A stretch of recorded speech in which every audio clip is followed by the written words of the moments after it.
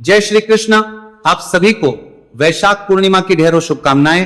प्रिय भक्तों, आज के इस वीडियो में हम बात करेंगे वैशाख पूर्णिमा के विषय में। वैशाख पूर्णिमा कब है, वैशाख पूर्णिमा का जो व्रत है वो किस दिन किया जाएगा, सत्यनारायण भगवान का व्रत किस दिन किया जाएगा, वैशाख स्नान किस दिन पूर्ण होगा, वैशाख पूर्णिमा के दिन हमें क्या करना चाहिए, क्या नहीं करना चाहिए, वैशाख पूर्णिमा किस प्रकार से महत्वपूर्ण है, कौन से वो कार्य हैं जो हमें अवश्य करने चाहिए, और कैसे हम वैशाख पूर्णिमा के दिन स्नान, वैशाख स्नान का पुण्य फल प्राप्त कर सकते हैं। वैशाख पूर्णिमा पर भद्रा की बात कही जा रही है, तो उसकी क्या सच्चाई है, क्या शुभ समय रहेगा स्नान के लिए, क्या शुभ समय रहेगा, इस प्रकार से संपूर्ण जानकारी वैशाख पूर्णिमा के विषय में इस वीडियो के माध्यम से आपको प्रदान की जाएगी। आपसे निवेदन है कि वीडियो यदि थोड़ा सा भी उपयोगी लगे तो एक बार लाइक अवश्य कीजिएगा और कमेंट बॉक्स में अवश्य लिखिएगा जय सत्यनारायण। भगवान सत्यनारायण के आशीर्वाद से आपके जीवन के सभी संकटों का नाश होगा और मनोकामना पूर्ण होंगी। आप देख रहे हैं सनातन धर्म का संसार ज्योतिष संस्थान का प्रतिष्ठित यूट्यूब चैनल सनातन धर्म का संसार धार्मिक।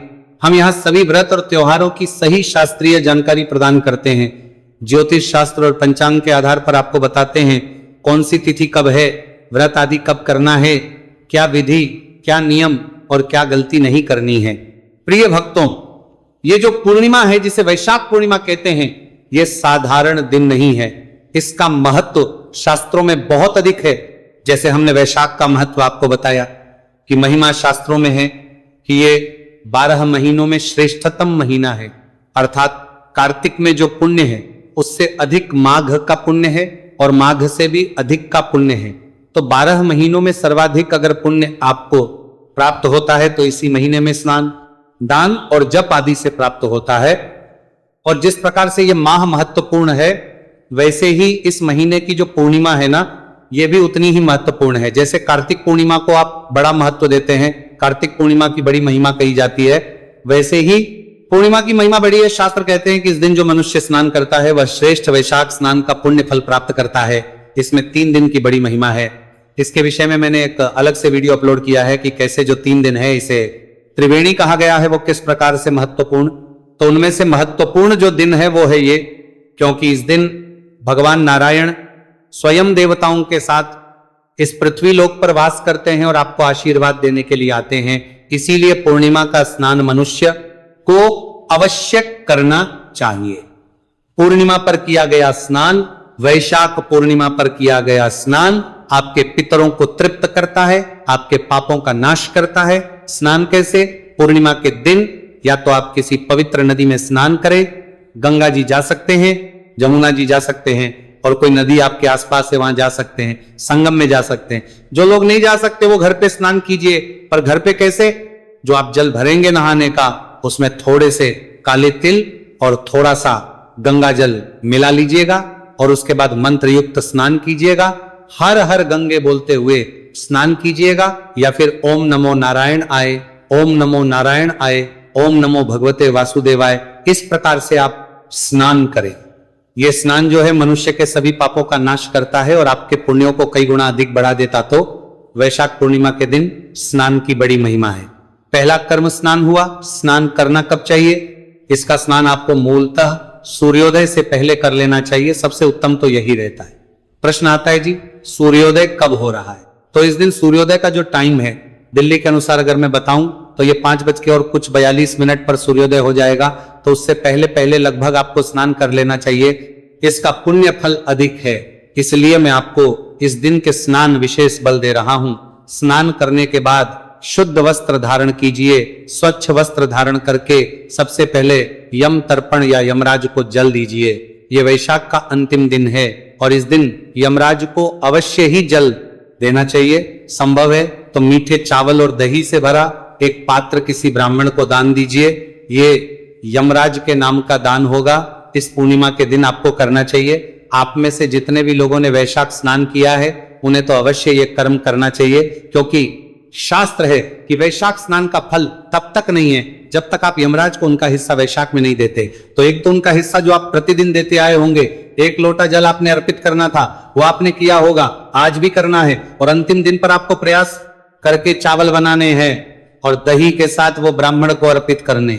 ये कर्म आपको इस पूर्णिमा पर करना है। यम तर्पण, यम जल देने के बाद सूर्य भगवान को जल दीजिए और उसके बाद भगवान नारायण की पूजा अवश्य कीजिए। भगवान नारायण कीजिए, भगवान को स्नान कराइए, स्नान करा के वस्त्र अर्पित कीजिए, तिलक लगाइए, पुष्प अर्पित कीजिए, धूप दिखाइए, दीप दिखाइए और अर्पित कीजिए, आरती कीजिए। ओम नमो नारायणाय, ओम नमो नारायणाय, इस मंत्र का जाप कीजिए। संभव है तो शालिग्राम भगवान को शंख में जल भर के उसे स्नान कराइए। इस दिन किया जाने वाला भगवान नारायण का पूजन, भगवान विष्णु का पूजन मनुष्य का कल्याण करता है और उसके लिए वैकुंठ के मार्ग पर करता है। अर्थात जब तक उसका जीवन पृथ्वी पर है तब तक वह भगवान नारायण की कृपा से सभी सुखों को प्राप्त करेगा, ऐश्वर्यों को भोगेगा और उसके बाद वह भगवान के नारायण धाम को प्राप्त करेगा। इसलिए आपको भगवान नारायण की पूजा इस दिन अवश्य करनी चाहिए। आप सभी वैशाख स्नान कर रहे हैं तो वैशाख स्नान को पूर्ण करने के लिए अंतिम दिन की जो कथा है वैशाख, उसको श्रवण कीजिए। उसको सुनने के बाद जो भी आपके यहाँ ब्राह्मण हैं जिनके द्वारा आप ये सुन रहे हैं, अवश्य ही उस कथा के निमित्त कुछ दक्षिणा अर्पित कीजिए।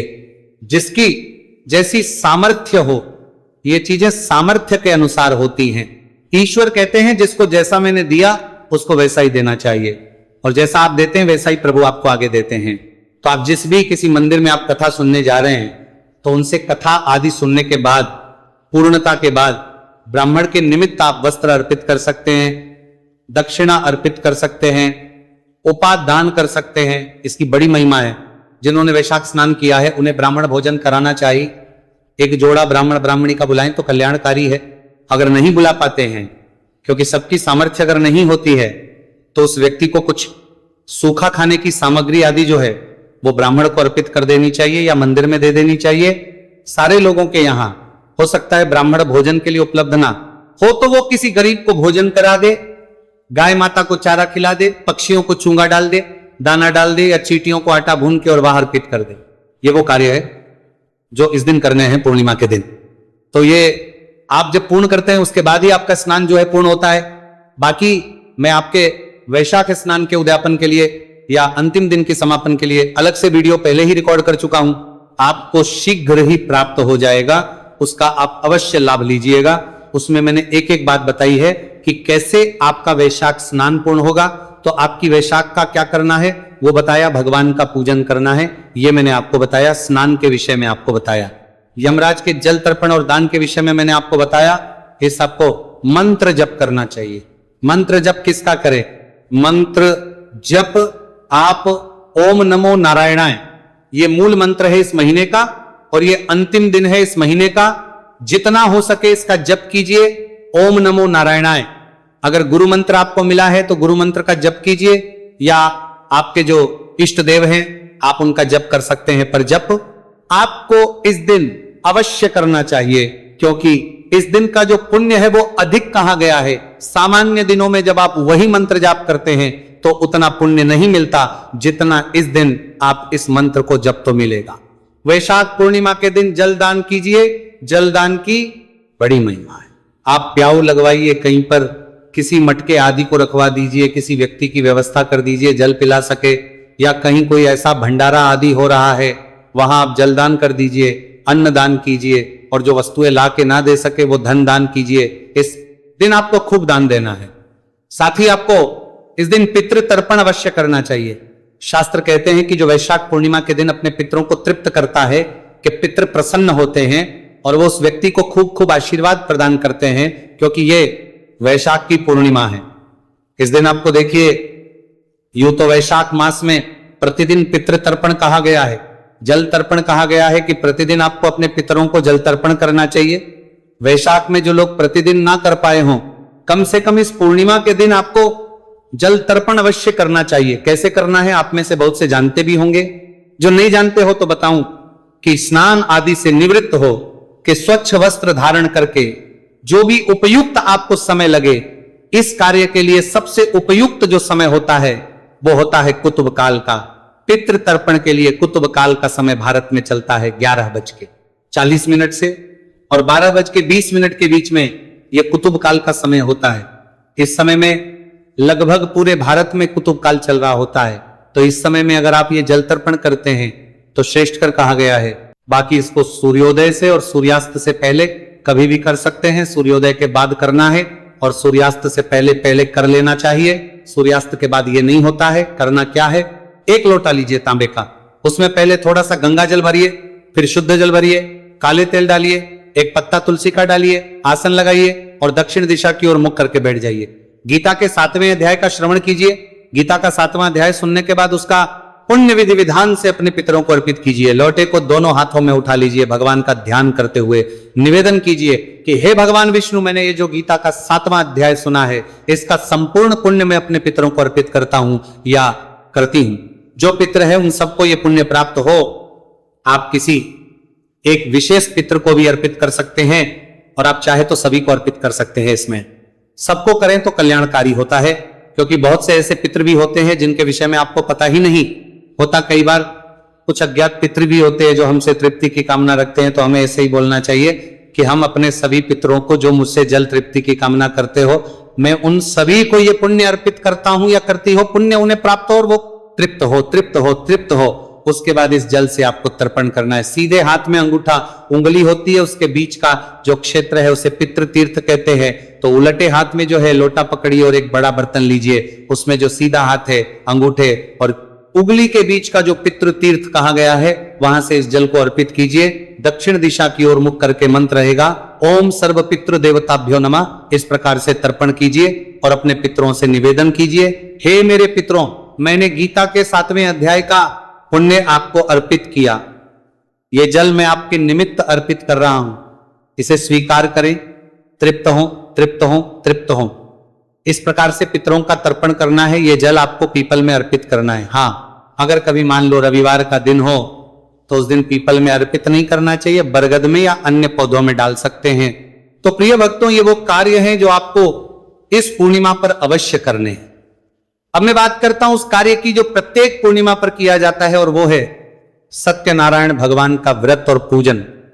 सत्यनारायण भगवान का आपने पूजन करना है। विधि विधान से पूजन कीजिएगा। पूजन की विधि में आपको एक अलग से वीडियो अपलोड करता हूं, उसके माध्यम से बताऊंगा और उसके अनुसार आप पूजन कीजिएगा कि विधि आपको चैनल पर मिल जाएगी। तो आप इसका लाभ अवश्य लीजिएगा। तो हम बात कर रहे थे कि पूजन कीजिएगा। पूजन करने के बाद सत्यनारायण भगवान की पंचाही कथा है, वो अपलोड करेंगे आपके लिए। वहां श्रवण कीजिए, विष्णु शास्त्र नाम सुन सकते हैं, आरती कीजिएगा और फिर भगवान का पंजीरी से भोग लगाइए। भोग प्रसाद का मंत्र त्वदीयं वस्तु गोविंद तुभ्यमेव समर्पये गृहाण सम्मुखो भूत्वा प्रसीद। परमेश्वर भोग लगाइए और फिर नियम अनुसार दिन को व्यतीत कीजिए। चंद्रमा का व्रत करते हैं तो सायंकाल को जब चंद्रमा उदित हो तो चंद्रमा का पूजन करेंगे। लोटे में जल लीजिए, थोड़ा सा उसमें दूध मिला लीजिए और उसे अर्घ्य दीजिए। तिलक लगाइए, हल्दी कुमकुम आदि से पुष्प अर्पित कीजिए, भोग प्रसाद अर्पित करके परिक्रमा करके और इस प्रकार से चंद्रमा को नमस्कार करके अपना पूजन पूर्ण कीजिए और फिर आप इस व्रत को खोल लीजिए। तो ये वो है जो आपको आने वाली पूर्णिमा पर करने हैं और अवश्य करने हैं। इनमें से कुछ हो सकता है ना भी कर पाए सभी कार्य, लेकिन इनमें से अधिकतर कार्य आपको करने चाहिए क्योंकि यह दिन विशेष है, इसका फल बहुत अधिक है। शास्त्रों में मैं आगे एक और वीडियो लेके आऊंगा जिसमें पूरी शास्त्रीय महिमा बताऊंगा आपको कि किस पुराण में क्या लिखा है, किस पुराण में क्या महिमा बताई गई है। उसको सुन के आपको और अधिक आनंद आएगा क्योंकि ये तिथि बार बार नहीं आती। फिर कहूंगा बहुत महत्वपूर्ण बड़ा दिन है, तो खूब इन कार्यों को कीजिए जिससे कि आपको खूब लाभ प्राप्त हो। अब बात करते हैं कि यह पूर्णिमा है कब। प्रिय भक्तों, वैशाख पूर्णिमा तिथि शुरू हो रही है 30 अप्रैल को रात्रि को 9:12 पर और ये 1 मई रात्रि को 10:52 पर समाप्त हो जाएगी। ऐसे में उदया तिथि मान के अनुसार 1 मई को पूर्णिमा मनाई जाएगी। 1 मई को ही स्नान दान का पूरा मुहूर्त रहेगा, शुभ मुहूर्त रहेगा और इसी दिन सब कार्य होंगे। व्रत भी इसी दिन होगा। चंद्र उदय व्रत भी 1 मई को ही किया जाएगा। अगर आप स्नान के समय की बात करें तो सर्वोत्तम जो समय है, अगर आप गंगा स्नान, यमुना स्नान करना चाहते हैं, नदियों में स्नान करना चाहते हैं तो 5:35 से और 7:30 इस समय में यदि आप स्नान करते हैं तो मल्टीपल टाइम्स आपको इसका पुण्य मिलता है, कई गुना अधिक पुण्य प्राप्त होता है। भद्रा का इस पर कोई प्रभाव नहीं रहेगा, इसीलिए आप अपने अनुसार पूजन कर सकते हैं। इस दिन भगवान बुद्ध देव का जन्म हुआ था, इसीलिए इसे बुद्ध पूर्णिमा भी कहा जाता है। ये थी जानकारी पूर्णिमा के विषय में। जानकारी कुछ और बाकी रह गया हो जो पूछना चाहते हो कमेंट बॉक्स में लिख के पूछ लीजिएगा। भगवान नारायण सब पर कृपा करें। जय श्री कृष्ण।